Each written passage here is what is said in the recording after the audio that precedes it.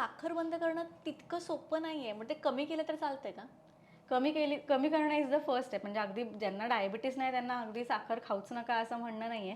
पण साखरनी ना स्किनचं एजिंग पण फास्ट होतं किंवा पिंपल झाले असतील तर ते पण वाढत जातात अजून.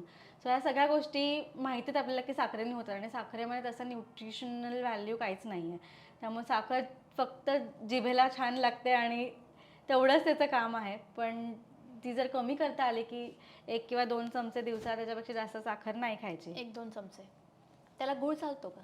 गूळ आणि साखर सिमिलरच. म्हणजे Similar. गूळ हा साखरेपेक्षा बेटर असं वाटतं लोकांना, हां. पण तसं काही नाही आहे. पूर्वी जे गूळ ट्रेडिशनल पद्धतीने बनवायचे त्याच्यामध्ये थोडंसं ते आयर्न कंटेनर्समध्ये बनवल्यामुळे त्यात थोडंसं आयर्न कॉन्टेंट असायचा, ज्याने करून हिमोग्लोबिन वाढायला मदत व्हायची गूळ खाल्लं तर.